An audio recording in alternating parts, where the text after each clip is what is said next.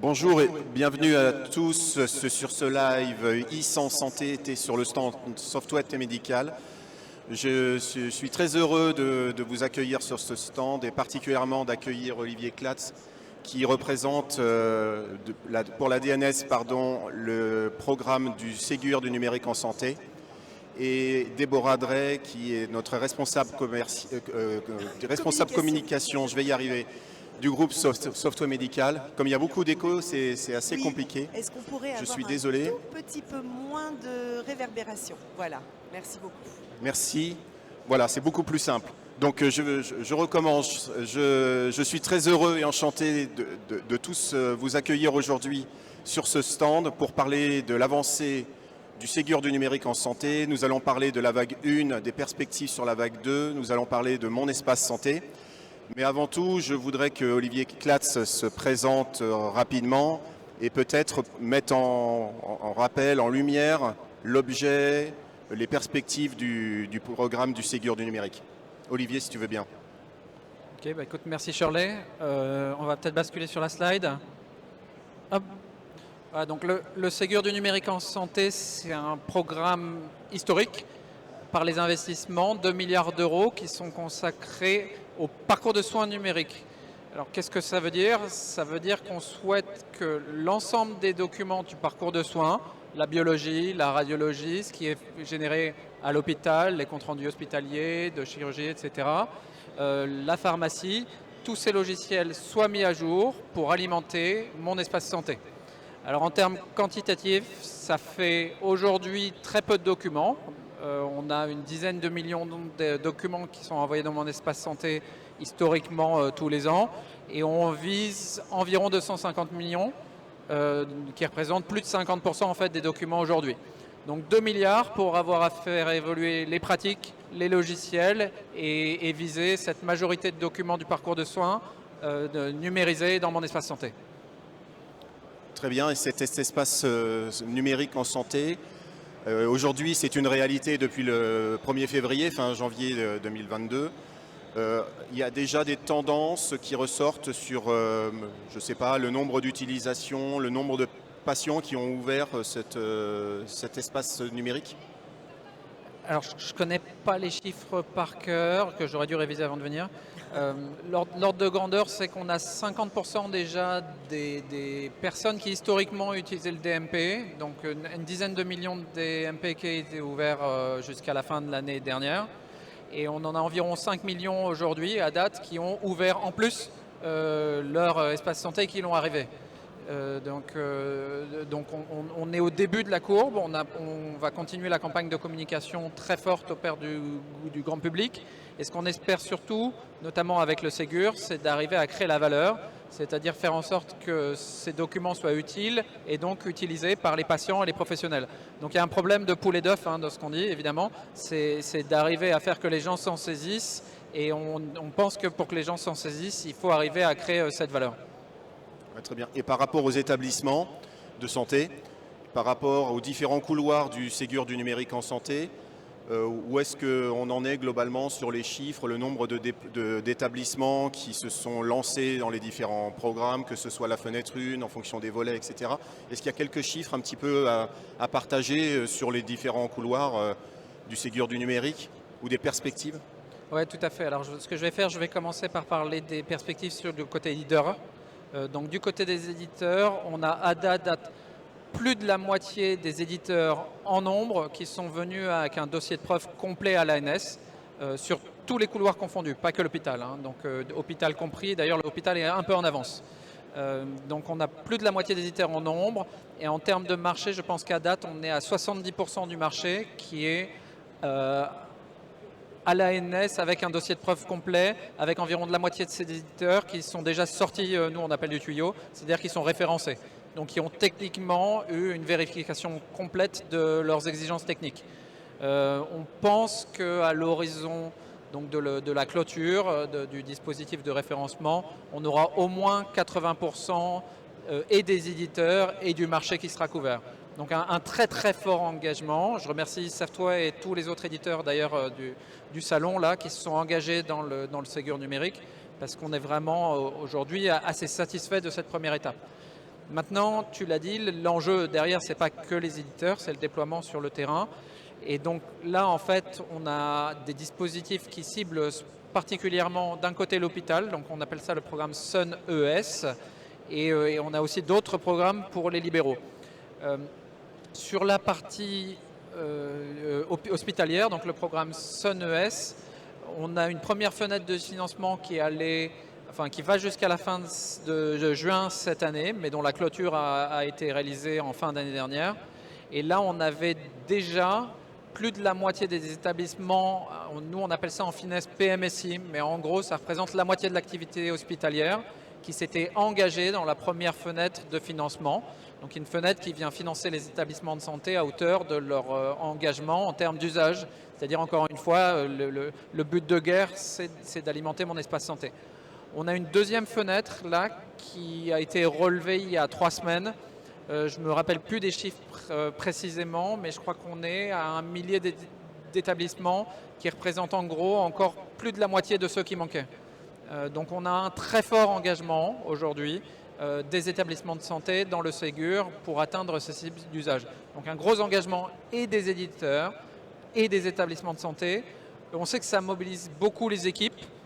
Les équipes des éditeurs, à la fois en termes pré-commercial, commercial, les équipes de développement qui ont fait un énorme travail, on échange régulièrement là-dessus. À qui le dis-tu, ouais. Voilà. Tu partages cette opinion, non? Et du côté des établissements, on sait que ça les mobilise aussi, ça chamboule leur timing projet, on leur demande d'aller vite. Et donc nous, on est très reconnaissants de tout l'écosystème qui s'est embarqué dans ce Ségur, qui est venu un petit peu bousculer tout le monde et qui, on l'espère, va vraiment transformer l'usage du numérique en santé à l'horizon de moins d'1 an maintenant. On entend parler que les établissements vont certainement avoir besoin un petit peu d'aide justement pour suivre ce rythme-là. Est-ce que la DNS, l'ANS vont pouvoir les aider ou existe-t-il des réflexions en cours pour aider les établissements à aller au bon rythme sur la mise en œuvre? Parce que c'est ce que tu viens de dire globalement. Des gros efforts ont été faits de toutes parts pour participer, que ce soit dans les phases pilotes, de réflexion, de monter les référentiels, de se mettre d'accord sur le type de preuve. Des efforts importants ont été faits également sur la partie R&D, sur la partie déploiement, sur la partie commerciale bien sûr, mais in fine, ce qui compte, ça va être les établissements de santé eux-mêmes.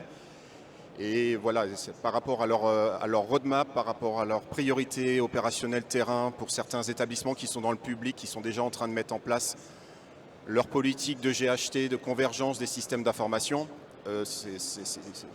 ça nous remonte régulièrement, on va dire, que des moyens complémentaires seraient bienvenus pour venir les aider à mettre en place ce programme Ségur du numérique dans le bon timing. Est-ce qu'il y a des choses prévues sur ce sujet-là? Il y a plusieurs questions dans ta question. Je vais essayer de te donner les principaux leviers d'action qu'on peut faire pour faciliter les installations. La première, on est sollicité régulièrement pour faire évoluer les dates, d'étendre les calendriers parce que les gens prennent ça comme une pression trop forte parfois. Donc ce qu'on a commencé à faire là et qu'on fait de plus en plus de manière, je dirais vraiment systématique, c'est de documenter l'avancement du programme pour les éditeurs au niveau des commandes, au niveau des déploiements, au niveau de la facturation et également de remonter toutes les informations de terrain. C'est extrêmement important parce que nous, on ne veut pas prendre de décisions non documentées. Et donc, on a fait évoluer une première date récemment au niveau du référencement sur lequel on a mis un mois de plus sur la base de ces informations. Là, on recueille toutes les informations qui permettront éventuellement, en fonction des dernières tendances qu'on observera, de faire évoluer les dates sur à la fois les commandes et le déploiement. Donc ça, on annoncera ça le 21 juin lors du prochain comité de suivi du numérique en santé. Donc ça, c'est un des premiers leviers. Un deuxième levier, c'est qu'on a mis beaucoup de ressources humaines, alors qu'ils me prennent du temps à arriver, dans les grades. Donc ce sont les organismes spécialisés dans le numérique au sein de chaque région. On a mis 60 millions d'euros en fait pour déployer des nouveaux référents numériques, si vous voulez, dans les grades. Et donc nous, on va les mobiliser sur l'ensemble des phases du Ségur. Donc la première, c'est évidemment la partie en amont, là, la partie compréhension du programme, avant-vente, commande. Et puis après, on va arriver dans une deuxième phase où le but, ça sera que les grades puissent accompagner les établissements dans leur déploiement. Donc ça, c'est un deuxième levier. Ensuite, éventuellement, nous, on n'a pas vocation à garder d'argent sur le Ségur. Donc, s'ils voient qu'on a en gros une sous-exécution, qu'on ne dépense pas assez vite, on sera capable de remobiliser moyens pour accompagner les établissements, comme tu le dis. Pour finir, on a un dernier levier qui est les ressources humaines au sein des établissements, où on a fait évoluer dernièrement les grilles, donc c'est-à-dire en gros les référentiels sur lesquels les établissements et les grades d'ailleurs aussi peuvent recruter, ce qui leur permet d'aller chercher des talents sur des grilles qui sont plus favorables pour les établissements sur le numérique.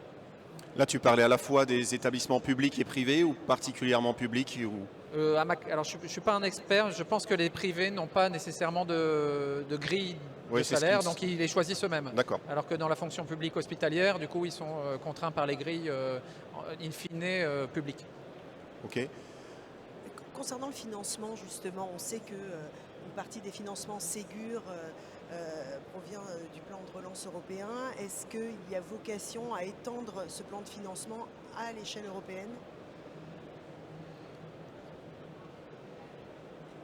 Alors, en réalité, la manière dont ça se passe aujourd'hui, c'est qu'il y a eu le plan de relance européen. Lorsque ce plan a été conçu, donc il y a environ 1 an et demi, chaque pays a été amené à venir proposer des projets qui rentreraient dans le scope de ce qui est financé par le plan de relance. Le Ségur du numérique en santé a été choisi par la France et sélectionné au niveau de l'Europe pour être financé par l'Europe. À date, je n'ai pas connaissance de plan qui aurait vocation à généraliser le mode de financement qu'on est en train de mettre en œuvre sur toute l'Europe. Néanmoins, en parallèle de ça, vous avez un truc qui s'appelle l'espace européen des données de santé, dont vous avez eu une communication importante récemment.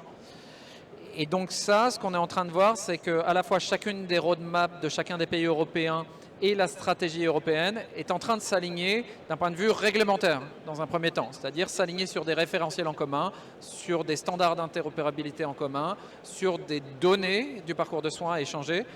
Demain, il est vraisemblable qu'on ait des nouveaux dispositifs de financement qui viennent de l'Europe, qui viennent accompagner cette transformation. Mais en tout cas, à date, j'en connais pas.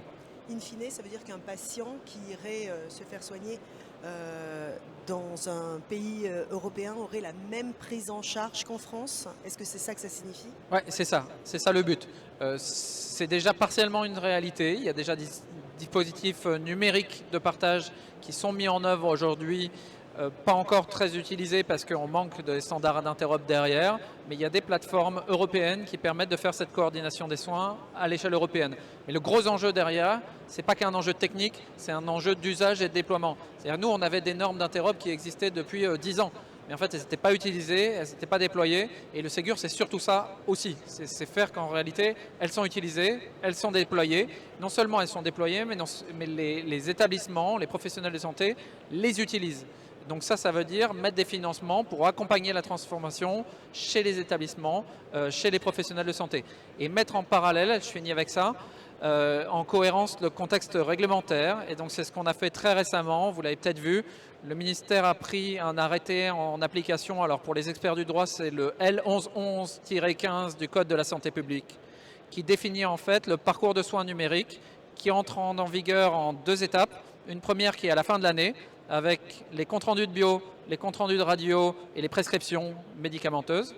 Et à la fin de l'année prochaine, pour le reste des documents du parcours de soins.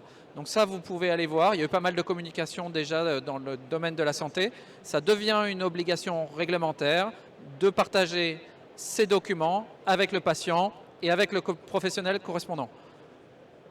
La question que je vous posais sur le fait que le patient français puisse bénéficier du même traitement dans un pays européen, est-ce que c'est valable également dans le sens inverse? In fine, est-ce que le patient européen qui viendrait se faire soigner en France bénéficierait aussi du dispositif? Réponse courte, oui.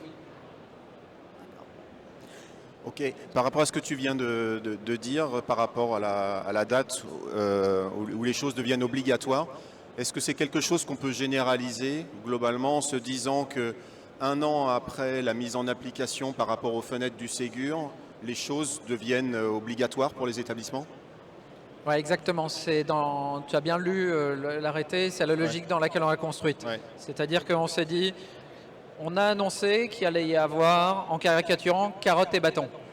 On a mis en œuvre la carotte d'abord, la carotte pour les éditeurs parce qu'on sait que c'est un élément clé du système. On a mis en œuvre la carotte pour les établissements, pour les libéraux également. Et ensuite, on met en œuvre la bâton, en gros, sous une forme, on vous donne de la visibilité, mais ça rentre en vigueur un an plus tard. Un an plus tard, la fin du déploiement Ségur, en gros. Ok. Merci Olivier pour ces questions. Peut-être on en a d'autres, Déborah? Alors, au sujet du bouquet de services professionnels de santé. Oui, oui, peut-être qu'on peut aller sur ce sujet. Donc effectivement, dans la doctrine du numérique d'une manière générale et dans la feuille de route, mais également dans la poursuite du Ségur du numérique en santé, il est question de faire le pendant espace patient pour les professionnels de santé, non pas cette fois-ci sous la forme d'une application, mais sous la forme de bouquet de services numériques. Est-ce que tu peux nous en dire plus et mettre un petit peu en perspective le genre de fonctionnalités qui pourraient venir sur ce sujet? Alors, si je devais prendre du recul par rapport à ce qu'on a fait, on a mis beaucoup d'énergie dans le Ségur quand même du côté du ministère. Et par rapport à la roadmap sur la feuille de route que tu mentionnais là, le bouquet de services professionnels, il est encore un peu, il est mal construit en termes de doctrine. C'est-à-dire qu'on n'a pas encore défini bien le périmètre, notamment est-ce qu'on a un rôle très fort à jouer, comme on le fait sur le patient, avec un SI qui permet de faire cette coordination des soins au niveau des pros. Est-ce qu'on repose sur les plateformes régionales? Est-ce qu'on ne repose que sur un cadre réglementaire, mais sans un SI entre guillemets piloté par l'État ou à l'échelle régionale? Donc tout ça sont des questions de doctrinal, je dirais, qu'on va devoir aborder dans les mois qui arrivent. Le financement au regard aussi et les incitations financières? Ça, c'est l'étape d'après. À date, vu qu'on a encore beaucoup d'argent dans les caisses sur le Ségur, ça va être dur collectivement, nous, mais avec vous également, avec les établissements, d'aller négocier une nouvelle enveloppe tant qu'on n'a pas bien dépensé la première. C'est une question interdite de savoir qu'est-ce qui reste comme argent dans les caisses? Quasiment tout. D'accord. Quasiment tout. Il y a énormément aujourd'hui d'engagement qui a été réalisé par les établissements, par les éditeurs. Vous devez le savoir aujourd'hui, il y a encore très peu même d'avances qui ont été payées sur un budget qui est à date de l'ordre de 500 millions d'euros pour la partie éditeur, mise à jour. On est à moins de 5% de dépensés aujourd'hui sur ce montant. Donc on est vraiment à très très peu.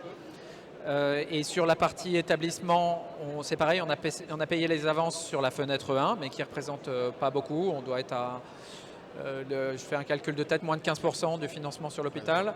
Sur les libéraux, on est à 0 pointé, puisque en fait, les établissements seront payés l'année prochaine sur le forfait structure de cette année et celui de l'année d'après. Je suis en train de faire le tour. Sur SMS numérique, on a environ 100 millions d'euros de mémoire qui sont engagés et probablement dépensés. Donc tu vois, c'est une toute petite partie encore aujourd'hui des 2 milliards. D'accord, merci. Un petit point sur le Health Data Hub, ou à moins que tu aies d'autres questions préalables. Non, on peut Shirley. passer effectivement, oui. Donc en fait, on se disait que vous pouviez peut-être nous éclairer sur les perspectives que le gouvernement avait, puisqu'on se disait que les discussions avaient l'air d'être un petit peu à l'arrêt. Quelles sont vos perspectives sur le sujet ? Alors je vous avoue que j'ai à la fois pas l'information et puis que je suis pas sûr que d'autres l'aient, parce que probablement ça sera des décisions qui sont prises par le ministre qui vont arriver, qui dans tous les cas, le Health n'est pas à l'arrêt aujourd'hui, mais en effet, je crois qu'il y avait une volonté d'accélérer en fait post-élection, et ça sera le prochain ministre ou la prochaine ministre qui vous le dira. D'accord, donc c'est plus qu'une question de planning. Alors, une petite question quand même sur le Health Data Hub. La source de données du Health Data Hub provient principalement des établissements qui anonymisent leurs données pour les mettre à disposition afin d'entraîner des algorithmes d'intelligence artificielle, de faire des essais cliniques, etc. à partir d'un certain nombre de choses. Mais est-ce que un jour ou pas, mon espace santé pourrait être utilisé pour alimenter le Health Data Hub? Et est-ce que c'est aussi une question interdite ou une mauvaise question auquel on se refuse de répondre aujourd'hui? Alors c'est une super question parce qu'on se la pose régulièrement. Aujourd'hui, c'est un choix de pousser, vous l'avez vu probablement dans la loi, ce n'est pas l'objet de mon espace santé. Et donc il y a un cadre qui encadre l'usage de mon espace santé, des données qui sont dedans, et la recherche, l'intelligence artificielle, tout ce que tu as pu citer, ça n'en fait pas partie. Donc ça, c'est un choix, c'est volontaire, et donc aujourd'hui, c'est vraiment c'est l'espace de données de santé des patients pour leur parcours de soins. Donc ça, à date, les choses sont claires. Maintenant, la question est légitime. Je pense qu'on a besoin de faire de cet outil un outil qui est utilisé, reconnu, dans lequel les Français ont confiance. Et peut-être, en tout cas, moi je fais partie de ceux qui sont favorables, mais ça sera une décision qui, à mon avis, sera à la fois politique et très concertée avec l'ensemble des patients. Est-ce que demain, on veut que les patients aient le choix d'autoriser certaines études cliniques sur ces données? Je pense qu'en tout cas, la question est très légitime. Qui probablement il faudra la poser sous cette forme-là. Ce ne sera pas à nous de décider à la fin, ça sera à chacun des patients. Et sous quelle forme, à débattre. En tout cas, moi, à titre personnel, je le dis, je suis très favorable. Dans mes anciennes fonctions, je travaillais sur l'intelligence artificielle. On sait que ce type d'usage permettrait de libérer certains développements, certaines études. Par contre, à quelle échéance, je ne peux pas te dire parce que ce n'est pas encore dans les roadmaps. Ok, merci, c'est clair. Merci beaucoup. Je propose que tu poursuives un peu, Shirley. On reviendra peut-être avec des questions auprès d'Olivier Klatz après que tu nous aies éclairé sur les actions menées par Software Medical pour pouvoir s'inscrire dans le programme. Oui, volontiers. Donc effectivement, Software Medical est particulièrement engagé, comme un certain nombre d'éditeurs ici présents sur ce salon, dans la mise en place et le déploiement du Ségur du numérique en santé. Donc peut-être quelques mots sur Software Medical. Donc pour ceux qui ne nous connaissent pas, nous sommes un acteur de la e-santé en France. Nous disposons d'à peu près 1200 établissements de santé déployés, utilisant au quotidien des solutions de gestion du dossier patient ou de gestion administrative du patient sur le territoire national. À peu près 1200 aussi cabinets de radiologie, un petit peu plus, sont déployés et sont équipés de nos solutions, que ce soit des solutions RIS ou des solutions PACS, savoir qu'on a la distribution exclusive de l'offre de Fujifilm, que ce soit sur le PACS, la VNA ou le post-traitement 3D en France. Et puis, sur le sujet de la médecine de ville, sur les centres de santé, là aussi, on devient un acteur très important, avec plus de 600 centres de santé déployés en production aujourd'hui. Donc on est un acteur franco-français, on le revendique, on est très engagé sur ce domaine-là. L'ensemble des ressources R&D, toutes les ressources de Software Medical sont en France, avec un actionnariat français qui est derrière. Et on se positionne comme un acteur qui intervient sur 3 métiers. L'édition de logiciels, principalement autour de l'ERP de santé qui s'appelle Hospital Manager, qui est largement représenté et démontré ici sur notre stand. On est intégrateur de nos propres solutions, c'est-à-dire qu'on met des moyens conséquents et considérables pour accompagner les établissements de santé qui nous ont choisis dans le succès du déploiement de leurs solutions, que ce soit dans le monde privé ou dans le monde public. Et puis le 3e métier, c'est l'hébergement. Donc on est aussi hébergeur de données de santé. On est focalisé exclusivement sur nos solutions. On déploie en hébergement la plupart de nos solutions. Sur le sujet du positionnement vis-à-vis du Ségur, depuis l'origine, l'offre de Software Medical facilite les échanges et le partage au niveau d'un territoire, positionne le patient au cours de ces réflexions-là pour le rendre acteur. Et effectivement, la doctrine du numérique en santé qui a été écrite il y a 3-4 ans maintenant est parfaitement en phase avec les fondamentaux qui sont sous-jacents à l'offre Software Medical. Et c'est pour nous une formidable opportunité d'accélérer dans cette vision-là et donc d'être engagé pour la e-santé et sur l'accélération du numérique en santé d'une manière générale pour toucher les professionnels de santé dans l'établissement, dans les cabinets de radiologie, en médecine de ville, en médecine libérale. Sur les offres, on a le plaisir de vous accompagner qu'un certain nombre de choses sont déjà en place, puisque dans les 4 couloirs dans lesquels nous sommes présents, un certain nombre de solutions sont déjà référencées. Donc sur la partie établissement de santé, l'offre Hospital Manager et l'offre Mediboard sont toutes les deux référencées Ségur du numérique. Sur la partie radiologie, aujourd'hui nous avons 2 solutions RIS, une qui s'appelle Venus, une qui s'appelle One Manager. Venus est officiellement référencé et on attend sous peu le référencement officiel de One Manager, mais dans les informations qu'on a eues récemment, ça ne saurait tarder. Sur la partie médecine de ville, l'offre s'appelle TAM est en cours de référencement et sur la partie ESMS, là aussi, comme un certain nombre d'établissements sanitaires sont adossés à des établissements EHPAD, ils peuvent revendiquer le couloir de CMS du Ségur du numérique en santé. Pour supporter et pour accélérer sur ces sujets-là, hein, bien évidemment, l'offre Software Medical dispose d'un certain nombre de certifications. Je ne vais pas forcément rentrer dans le détail. Sur les moyens qui sont mis à disposition, là, on a un track record assez intéressant, puisque dans ce que l'on a réussi à faire jusqu'à présent avec nos établissements, pour les aider à réussir eux-mêmes, par exemple sur le programme Open, 100% des établissements qui se sont lancés dans la démarche Open ont obtenu les financements, ont atteint les cibles d'usage, et tout ça est de très bon augure pour démontrer qu'on est en capacité à les accompagner sur la mise en œuvre du Ségur, parce qu'il y a beaucoup d'analogies entre l'atteinte de cibles d'usage vis-à-vis du Open et vis-à-vis du Ségur. C'est la même démarche globalement qui est reproduite, et donc les équipes sont grandement mobilisées pour ce genre de choses. Sur les référencements, je ne vais pas m'attarder, on est référencé sur 4 couloirs parmi 6, les 4 couloirs sur lesquels le groupe Software Medical est en place. Sur l'accompagnement, pour le déploiement et le succès de ce déploiement, là c'est le nerf de la guerre, c'est ce dont parlait Olivier précédemment. Bien sûr qu'il faut qu'au niveau R&D, au niveau commercial, au niveau organisationnel, les équipes soient en place, mais il faut surtout au niveau des équipes de déploiement qu'il y ait des moyens conséquents pour accompagner les établissements dans l'atteinte de leur cible d'usage. Donc aujourd'hui, c'est 200 personnes sur le groupe Software Medical qui sont mobilisées sur le Ségur parmi les 800. Donc c'est énorme en termes d'investissement, mais on est mobilisé pour réussir ce déploiement. On veut accompagner l'ensemble de nos clients, donc les plus de 1200 sites sur la partie établissement, 1300 sites sur la partie cabinet de radiologie. Donc ça représente 2500 sites en tout à déployer sur l'année. Eh bien, 200 personnes sont mobilisées pour vous accompagner à réussir ce formidable challenge.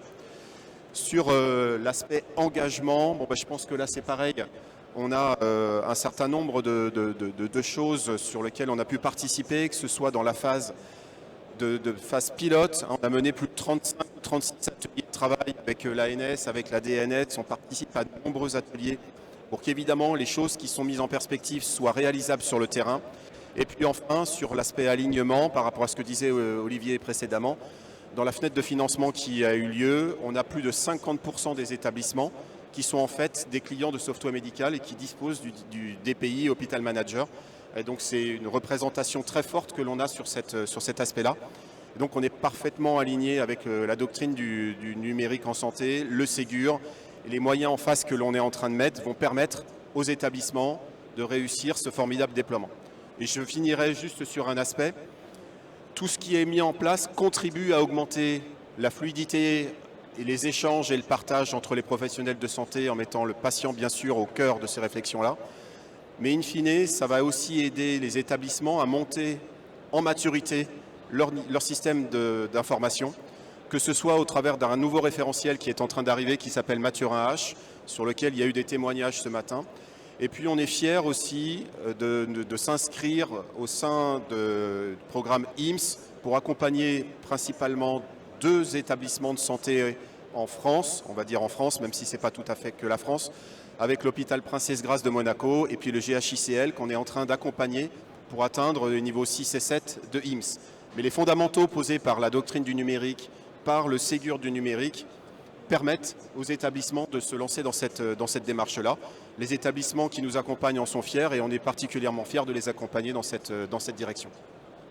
Peut-être qu'on peut lancer quelques... Sur les lives, oui, ils étaient effectivement ce matin sur un certain nombre de lives. Vous pouvez les revoir en replay sur nos chaînes. Donc que ce soit sur l'aspect IMSS, l'aspect Mathurin et le GHICL qui témoignent justement de cet engagement qu'il veut mettre pour atteindre un niveau élevé de la certification IMSS, qui va vers le tout digital et le tout numérique pour un établissement, le plus haut niveau étant le niveau 7, où là c'est du zéro papier complètement. On peut détruire toutes les archives, même les historiques, quand on a atteint ce niveau-là. Est-ce que peut-être on peut rebondir à nouveau, Olivier, sur des questions complémentaires, peut-être complexes, peut-être que tu n'as pas la réponse. Les perspectives sur la vague 2, les perspectives sur une potentielle vague 3, est-ce qu'il y a des choses à partager? Est-ce que des dates sont en train de s'aligner sur la vague 2 déjà? Est-ce qu'il y a des premières tendances qui ressortent de la vague 2? Et si on met en pas aux perspectives la vague 3, c'était intéressant de le savoir. Alors, je vais commencer par la vague 2. On a annoncé historiquement que la vague 2 sortirait entre la fin septembre et le début octobre. On a été extrêmement sollicité, essentiellement par les éditeurs, pour pouvoir détendre un peu le calendrier. On voit qu'on est un peu en retard sur la prise de commande. On est pas mal en retard sur les déploiements de la vague 1. Et donc vraisemblablement, on l'annoncera le 21 juin, on risque de reporter cette date. Donc de ne pas avoir une vague 2 qui se lancera début octobre, mais plus tard. On a encore besoin des éléments, c'est-à-dire des remontées des éditeurs, de comprendre ce qui se passe chez vous, de la mobilisation des équipes, de développement, de déploiement. Et donc vraisemblablement, on annoncera le prochain calendrier au comité de suivi du Ségur du numérique qui sera au T4 de cette année. Donc je suis à peu près sûr qu'on va annoncer un report au prochain comité de suivi, 21 juin. Mais par contre, le calendrier sera annoncé au comité de suivi suivant. Donc ça c'est pour la vague 2. Ce que tu dis là, c'est pour le couloir établissement ou pour tous les couloirs? Tout couloir. Tout couloir. En fait, on surmobilise l'ensemble des éditeurs sur l'ensemble des couloirs aujourd'hui. Et on sent bien qu'on a aussi besoin de laisser un tout petit peu d'air aux éditeurs pour qu'ils puissent traiter les demandes des clients qui ne sont pas que du Ségur. Donc il y a besoin de laisser un petit peu d'air dans le système, là vraisemblablement entre vague 1 et vague 2. Non seulement pour cette air-là, mais aussi pour tirer des retours d'expérience du déploiement vague 1, qui vraisemblablement, c'est ce que j'étais en train de dire, arrivera un petit peu plus tard. Donc ça c'est le premier point. Le deuxième, c'est qu'est-ce qu'il y aura dedans? Du coup, en gros, si je cadre à très gros grains, on va avoir une alimentation de mon espace santé, on va se passer dans une hypothèse optimiste, qui sera très forte. Ce qui veut dire qu'on va avoir un changement de paradigme total sur l'utilisation des données de santé. On a besoin, je pense, collectivement, d'assurer la manière dont on va utiliser ces données dans la vague 2. C'est-à-dire comment on va exploiter ces données, comment on va les utiliser dans le logiciel, comment les professionnels de santé vont pouvoir les consulter, comment on facilite leur vie pour savoir qu'est-ce qui est disponible dans mon espace santé, qu'est-ce qui n'est pas disponible, comment je ne perds pas 10 secondes à chaque fois pour aller chercher l'information dedans. Donc tout ça, c'est un enjeu très fort de la deuxième vague, c'est tout simplement exploiter la donnée qui sera fournie par la première vague. Donc ça, c'est l'enjeu numéro 1. L'enjeu numéro 2, sur lequel on avait déjà investi un petit peu, sur lequel on va investir plus, c'est la sécurité. On voit qu'il y a aujourd'hui beaucoup de demandes des éditeurs, politiques, évidemment des établissements d'investir sur ces sujets. Donc on va en avoir plus dans la vague 2. Et après, il y a un troisième enjeu, et c'est là où ça peut faire éventuellement le lien avec la vague 3, c'est de savoir si on va mettre beaucoup d'énergie dans la structuration des données, et en particulier sur la partie e-prescription. Donc ça, c'est un enjeu qu'on va réfléchir collectivement avec vous, avec les professionnels de santé, avec les établissements de santé. Et la question, en gros, c'est de se dire, est-ce qu'on crée une grosse marche ou est-ce qu'on crée deux marches? Une première qui est plutôt usage, consultation des données de la vague 1 et sécurité. Et puis une deuxième marche dans un second temps qui est structurer plus une donnée existante. Je n'ai pas la réponse à la date, on va la co-construire avec vous et des tas d'autres évidemment. Mais c'est les réflexions en cours, c'est de se dire on a quand même besoin de sécuriser un usage pour lequel on n'a pas de recul aujourd'hui. Et on a besoin de construire ce premier usage et de le sécuriser. Et donc c'est vraiment ça qui va driver nos réflexions, c'est ne pas se mettre en risque sur l'usage des données de santé qu'on commence à peine à alimenter aujourd'hui. Par rapport au planning et par rapport aux dates, on a quand même une date de fin du programme Ségur qui est quelque part en 2024 ou 2025, date à laquelle, en théorie, tout le programme doit être terminé. Oui, tout à fait. Je ne me souviens plus des dossiers qu'on a envoyés. Ce qui est sûr, c'est que c'est 2025 dans les annonces du ministre. Je pense qu'on a corrélé également notre programme de remboursement avec l'Europe, là dont on parlait sur le même calendrier. Donc c'est certain qu'il ne se passera plus rien après 2025 et vraisemblablement plutôt avant ça sur le secteur sanitaire, parce qu'on avait annoncé que le secteur sanitaire irait plus vite. Et ça, c'est l'enveloppe des 2 milliards. Hein, tout à fait, 1,4 milliard sur le sanitaire et 600 sur le médico-social. Ok. Une question peut-être délicate. Dominique Pont nous a dit au revoir de ses fonctions, on va dire, de représentant de la DNS, enfin de co-représentant de la DNS il y a quelques temps. Est-ce qu'il y a des perspectives de remplacement avec Laura ou autre? Des perspectives, il y en aura forcément. Avoir l'info aujourd'hui, moi je ne l'ai pas, donc je ne peux pas vous l'annoncer. Je peux te la donner si tu veux. Non, je rigole. et par ailleurs, je pense qu'au-delà de ta question, il y a une question qui est largement aussi importante, c'est quel impact ça aura sur le programme Ségur, qui est quand même, en tout cas pour les acteurs du numérique en santé, le programme phare. Donc ce qui est important de savoir, c'est que les budgets ont été sécurisés, notamment pour la partie qu'on appelle éditeur parfois. Les budgets ont été votés au PLF, enfin à la FSS de l'année dernière et de cette année. L'argent est décaissé, il est sur le compte de l'Agence du numérique en santé. Vraisemblablement, il n'y a aucune raison qu'on change d'un iota la trajectoire. Et donc on sera sur un programme qui va continuer, quoi qu'il arrive en fait, sur les rails sur lesquels il a été construit. Donc ça, je pense que c'est important de sécuriser tout le monde. C'est quels que soient les changements, que je dirais, politiques, la mise en œuvre du programme Ségur est déjà assurée.